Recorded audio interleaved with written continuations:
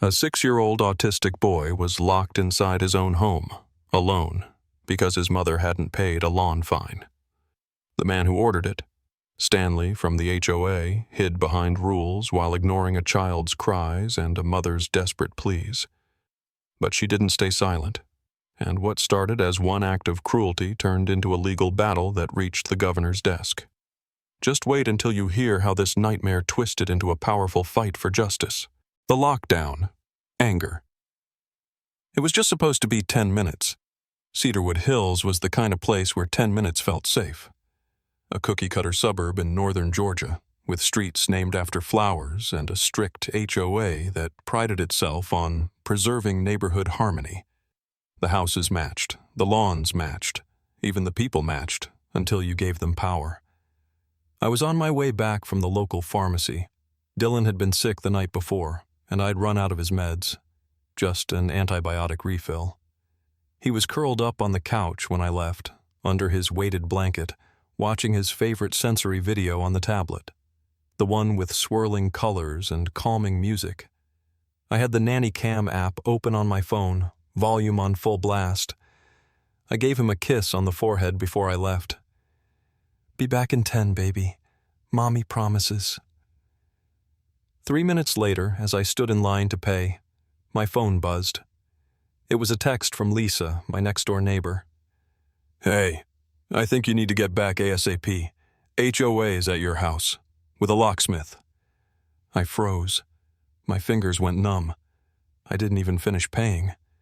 I left the medicine on the counter and ran out of the store. My thoughts were racing. Why would they bring a locksmith? Why today? Dylan was home, alone. What if they scared him? What if they walked in? What if he panicked? By the time I reached our subdivision, my hands were shaking so hard I could barely grip the wheel. Every red light felt like a betrayal. I wanted to teleport, to scream, to reverse time. I turned the corner onto my street and saw them, a white HOA utility van parked out front. A man in a navy shirt with Cedarwood Hills HOA enforcement in bold letters. And next to him, Stanley Bricker, the infamous Stanley, 58 years old, former military, or so he liked to remind everyone, retired early and found purpose in policing grass height and mailbox colors. He wore his HOA badge like it was a sheriff's star, clipboard in hand, permanent scowl, the kind of man who thought respect was earned through fear. And there he was, standing in front of my house like he owned it. But what made my stomach drop was the sound of the drill. The locksmith was finishing up. My front door now had a new deadbolt. Silver. Shiny. Not mine. I slammed on the brakes, barely stopped the car before jumping out. "What the hell is going on?" I shouted, running toward them. "My son is inside. You can't just—" Stanley turned around, calm as ever. "You received a lien notice last month. 2 violations. Lawn maintenance and trash bin placement. You didn't respond. Per Article 9, Section 3, we're authorized to restrict access until settlement." I blinked. "What? Are you out of your mind? My child, my 6-year-old, is inside that house. He's autistic. He can't speak. You just locked him in alone." Stanley didn't react. He checked his clipboard like he was reading a grocery list. "We followed protocol, ma'am. Notices were sent. You had 30 days to respond. The fine totals $178. You can pay it now and regain access. There's also a locksmith fee." I ran to the door, tried the handle. It didn't move. I tried my key. It didn't fit. And then I heard it. A sound that will haunt me forever. Dylan, crying. Not just any cry, his panic cry. The one where he hyperventilates, rocks back and forth and clutches his ears like the world is exploding. "Dylan! Mommy's here!" I pounded the door. "Baby, it's okay, I'm right here." From inside, a muffled, panicked wail, followed by a loud thud. He was throwing something, probably his tablet. I turned back to Stanley, eyes wild. "Let me in, right now. I will deal with the fine later. My son could hurt himself." Stanley didn't blink. "We cannot allow entry without payment. Policy. I whipped out my phone and called 911. My voice was trembling. I was shouting into the speaker. My child is locked inside my house by the HOA. Yes, the Homeowners Association. Yes, a child. 6 years old, nonverbal, autistic. I need help. 2 patrol cars arrived within minutes. I ran up to the first officer like I was drowning, and he was the last lifeboat. He listened, asked calm, professional questions. I showed him Dylan's diagnosis on my phone, showed him the nanny cam footage, Dylan rocking alone in the living room, panicking, clutching the curtains. I begged. But after a quick conversation with Stanley and a few words over his radio, the officer shook his head. "Ma'am, I'm sorry. This is a civil issue. The HOA has lien rights registered with the county. Without a warrant, we can't force the door open." I stared at him, stunned. "So you're saying a private organization can trap a child in his own home, and there's nothing you can do?" He looked away. "I'm sorry." My knees buckled. I leaned against the porch rail to stay upright. In that moment, it hit me. There were no adults in charge. Only policies. And my child, my innocent, terrified child, was being held hostage by them. Stanley stood there, arms crossed. No empathy. No concern. I wanted to scream, to throw his clipboard into the street, to break a window. But I knew if I did, they'd spin it, call it property damage. Hostile conduct. Unstable parent. So I just stood there, shaking, while my baby cried behind a locked door. The system strikes. The lock stayed on for 6 hours. 6 hours of horror. 6 hours of listening to my child cry behind a door I couldn't open.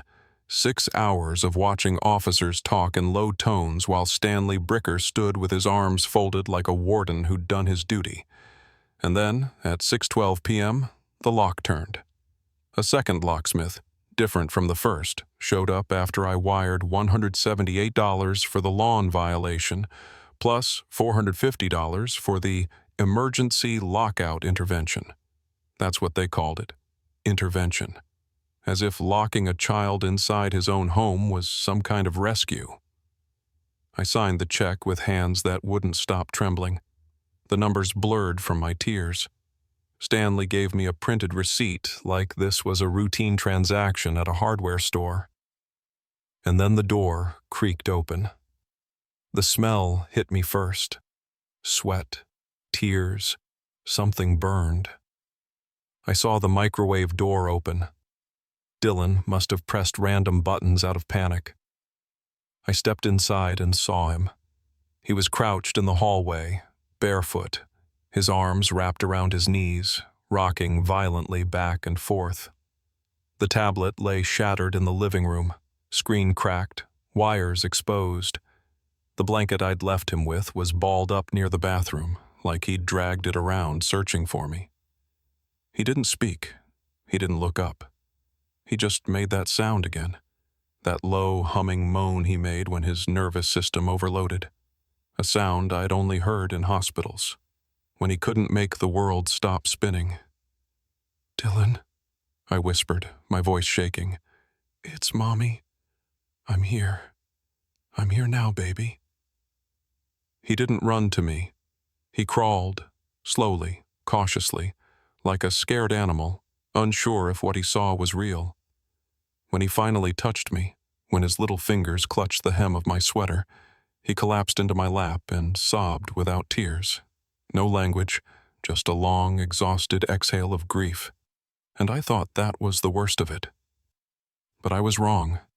2 days later, Child Protective Services knocked on my door.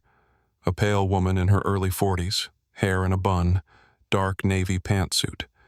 She introduced herself as Miriam Conway, investigator. Her tone was friendly, but her eyes never stopped scanning the room. Walls, furniture, floor. She looked for danger the way Stanley looked for weeds. "I just have a few questions, Ms. Carter," she said, taking out a form. "It's standard protocol. We received a report." My heart stopped. "Report?" Yes. It came from your community's homeowners association. The claim alleges a 6-year-old child with developmental delays was left unattended for several hours in a locked home. My ears were ringing. I sat on the edge of the armchair, gripping the armrest to keep myself upright. No, I said softly. That's not what happened. Help me understand then, she replied. I opened my laptop, pulled up the nanny cam footage, showed her the timestamp, the camera running, Dylan sitting calmly on the couch, my pharmacy receipt, time-stamped 2:08 p.m. The HOA's locksmith arrived 2:17 p.m. Footage ended, cut off after the lockout. They changed the lock, I said, voice thin. While my son was inside, not me, them. Miriam took notes. She nodded occasionally, but her face never changed. I showed her Dylan's diagnosis papers, his IEP, photos from therapy, sensory devices, the child's safe locks, the indoor cameras, every document I had ever collected to prove I was doing this right. Do you leave him alone often? She asked. No, I said quickly. Only when necessary. I've never been gone more than 10 minutes without visual monitoring. I treat every moment like it could turn into a meltdown. We have protocols. He has a routine. He was safe until they changed the lock. Miriam nodded again, clicking her pen. And the HOA was unaware your son was inside? They saw him. I stared at her. They heard him crying through the door, and they still refused to let me in. She didn't write that part down. At the end of the visit, she stood up, adjusted her jacket. I appreciate your cooperation, she said. However, due to the nature of the report, we'll be keeping the file open for observation. Observation? I whispered. Wait, what does that mean? I did nothing wrong. It's not an accusation, she assured. Just ongoing assessment. But that's what it was. A mark, a stain, a question in a file somewhere that said, "Is this mother safe?" I closed the door behind her and sank to the floor. My knees gave out. I thought I had survived the worst, but now I had a target on my back. Then came the notices. The first one arrived 2 days later. Violation. Trash bins left visible past collection window. They were out for 42 minutes after pickup. Then another. Children's toys left in visible yard area. It was a single plastic dump truck, Dylan's favorite. Then another. Unauthorized decorative object. A small solar light I'd installed near the path, so Dylan wouldn't trip when walking inside at night. Each letter came in a stark white envelope. No salutation, no warmth, just threats of escalation, fines, lien, foreclosure. It wasn't about violations anymore. It was punishment, retaliation, a message. Next time, stay quiet. Neighbors changed. Lisa, who once stood beside me in the driveway and called Stanley a psychopath, now barely looked at me. The man across the street who used to wave at Dylan just stared silently from behind his blinds. At the next HOA community event, I wasn't invited. I wasn't a mother anymore. I was a warning. This is what happens when you make the HOA look bad. I started closing the curtains, stopped taking Dylan to the playground, stopped walking past other houses unless it was to the mailbox and back. And for the first time since we moved in, I didn't feel like a homeowner. I felt like a prisoner. In a house I bought, with a child I love, on a street that now watched me like a security camera. And the only thing worse than the silence outside was the growing silence inside me. It was punishment, retaliation, a message, don't fight us. I felt completely alone, trapped in my own home, afraid to even speak up. The pushback, hope, fully detailed. It didn't happen all at once. At first, it was just a Facebook post. One evening, long after Dylan was asleep and I'd curled up on the couch staring blankly at another HOA notice, This one for excessive shade coverage from the tree in our front yard. My phone buzzed. I ignored it at first. I was exhausted, physically and emotionally hollow, but something told me to check. It was a tag.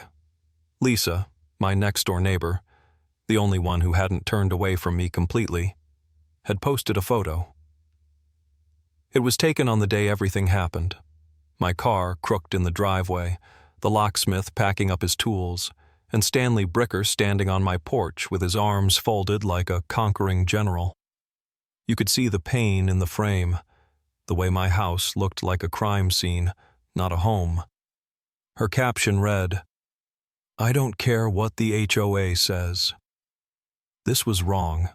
A 6-year-old, nonverbal autistic boy was locked inside his own house for 6 hours because his mom was behind on a lawn fine. This isn't community. This is cruelty. I read it 3 times. I didn't cry. I just stared at it, stunned. There were already a few comments. What? This can't be legal. Are they serious? I refreshed the page an hour later. There were 70 comments, then 200. By morning, over 1,000. And then, the email started. The first message was from a woman in Alabama who said the same thing had almost happened to her sister, locked out by an HOA while her toddler was asleep upstairs. Then a man in Arizona who'd been fined $1,000 for putting up a disability ramp without design pre-approval. Then someone in Florida who was nearly evicted after fighting over access to their autistic daughter's therapy pool. They weren't just reading my story. They were living parts of it. Then the reporter called.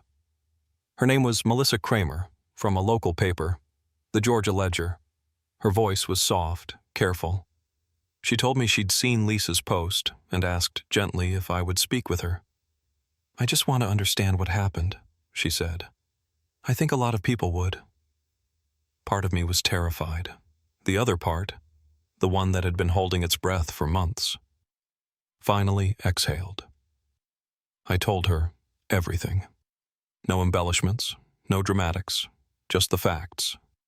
How I left to get Dylan's medication. How the HOA brought in a locksmith. How I came back to find the door changed. How the police shrugged. How I heard my child crying behind a door I couldn't open, and how they blamed me for it. She asked if I had documentation. I sent her everything: time-stamped nanny cam footage, HOA notices, the fine, the lockout invoice, my pharmacy receipt. She called me brave. I didn't feel brave. I just felt tired. But maybe that's what bravery really is. Speaking even when you're exhausted. The story ran the next Monday morning. Big headline, black bold font. HOA locks out child with autism. Mother accused of neglect after unpaid fine. It exploded. It wasn't just on Facebook anymore. It hit Reddit, Twitter, TikTok. Parents started stitching the article with their own experiences. Disability advocates reposted it with hashtags like #autismrights, #HOA abuse, #justice for Dylan. People were angry. Not just shocked, furious. Because now it wasn't just about me. It was about a system that had grown too cruel, too powerful, too comfortable crushing people under the guise of rules. That same day, my voicemail filled up. There were calls from local attorneys, then national ones, civil rights organizations, disability rights networks, even a staffer from a state representative's office. But the most important call came from a woman named Aisha Lambert, senior litigation counsel at the Disability Justice Project. "We saw the article," she said. "We read the HOA bylaws. We reviewed the public record. We think you have a very strong case, and we'd like to represent you." She didn't ask for payment. She didn't speak in legalese. She just said very clearly, "You shouldn't have to fight this alone." I cried for the first time in weeks, not because I was scared, but because for once I didn't feel powerless. Their team moved fast. They pulled everything. The nanny cam footage, the HOA's enforcement notices, the officer's body cam recordings, the 911 call, internal emails between board members, once subpoenaed. They found damning language, memos from Stanley calling my family non-compliant, meeting minutes where board members discussed setting a disciplinary example, a line in one email that made my stomach turn. We can't let emotional appeals interfere with community order. They weren't enforcing the rules. They were making an example out of me, out of my son. So DJP filed the lawsuit. False imprisonment, disability discrimination, intentional infliction of emotional distress, retaliatory harassment. Isha's team left nothing out. They drafted it with precision, passion, and fire. Stanley Bricker? He went silent. No public statement, no apology, just gone. He resigned before the suit was filed, moved out of the neighborhood, we later learned. The HOA board tried to shift the blame to him. They called him rogue, said he acted alone. Too late. They had built the system that empowered him, and now the world was watching. For the first time in months, I felt something strange. Something I hadn't felt since before the door was locked. Something I thought I'd lost for good. Hope. Not because I thought everything would magically be okay, but because I wasn't invisible anymore. Because people saw us, heard us, believed us. And that changed everything. Let me know if you want me to revise this as a short spoken monologue, or if you'd like a TikTok-style micro-story, a documentary script, or a follow-up chapter from the perspective of one of the neighbors, the HOA board, or even older Dylan reflecting back years later. 3 months later, we went to court. By then, I wasn't the same woman who stood crying on her porch, begging to be let in. I was still tired, yes, still carrying the weight of everything Dylan and I had been through. But I was no longer afraid, because now I had truth behind me and people beside me. The courtroom was packed. Some faces I recognized, neighbors who had once stayed silent, some I didn't, advocates, reporters, parents from across the state who had followed our story from the moment it broke. There was a buzz in the room, a sense that something bigger than a lawsuit was about to happen. The HOA board sat across the aisle in a tight, uncomfortable row. Their lawyer spoke for them. They said all the usual things. It was a misunderstanding, an overreach, a misapplication of rules by one individual. And there, on the far end of the bench, was Stanley Bricker. He didn't look smug anymore. He looked small, diminished. He didn't raise his eyes once. When the judge entered, the room hushed instantly. Judge Erica Lawton had a presence that didn't need height or volume, just calm authority. She opened her file, reviewed the evidence one more time, the footage, the body cam audio, the HOA's internal memos, and then she turned to Stanley and said, "You locked a child with a documented disability inside a private residence without access to his caregiver. That is not lien enforcement. That is imprisonment." Her voice didn't shake, but mine almost did. This court finds the actions of the HOA and its representatives not only negligent, but willfully harmful. You escalated a non-emergency situation into a traumatic event for a child with special needs and retaliated against his mother for speaking out. Then came the ruling. They were ordered to pay damages, significant ones, not just for the emotional trauma to Dylan, but for my ongoing legal costs, for the retaliatory fines, for the public defamation through the CPS report. The number wasn't just compensation. It was a statement. The HOA president resigned within 24 hours. Stanley vanished. No forwarding address, no press statement, nothing. The board tried to replace him quietly, tried to move on. But the damage was done. And so was the precedent, because the story didn't end there. It went national. It made headlines across the country. And 1 week later, my phone rang. It was the governor's office. They wanted to meet. Not for press, not for cameras, just to listen. I sat across from the governor and told him everything. Not just about the lockout, but about the months afterward. The fines, the silence, the fear. And I told him what I wish someone had done. We need a law that says no one gets to turn a child's home into a prison just because they don't like how the lawn looks. He listened, and he agreed. 2 months later, he signed a bill into law. Dillon's Law. It made it illegal for any HOA in the state to alter access to a residence, locks, gates, entries, when a child or a vulnerable person is inside. It also required a formal judicial review before any lien-based enforcement could proceed, and banned retaliation through fines once a complaint was filed. They named it after my son. I watched the governor sign the page. Dillon sat on my lap, quietly spinning a little plastic toy in his hands. When they handed me the ceremonial copy, I didn't cry. I just held it, and felt, maybe for the first time in a year, safe. Now, people message me every single day. A mother in Nevada who stood up to her HOA when they tried to fine her for a wheelchair ramp. A father in Michigan who refused to remove his daughter's sensory garden. A young woman who helped her elderly parents sue their HOA for illegal lockouts. They say the same thing, in different words. Your fight gave me strength. I thought I was alone. Then I read your story.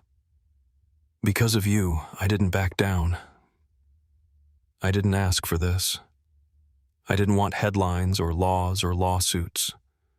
I just wanted to protect my son, to hold him again, to hear his laughter without fear attached to it. I wanted to be his mother in peace. But if this nightmare, this exhausting, painful, unnecessary nightmare, lit a fire in others, if it gave someone the courage to say no to a system that tried to silence them, then maybe it was worth it. Because in the end, it wasn't just about a door. It was about who gets to feel safe inside it. And now, thanks to Dillon and a whole lot of fire that came after him, that answer just might be everyone.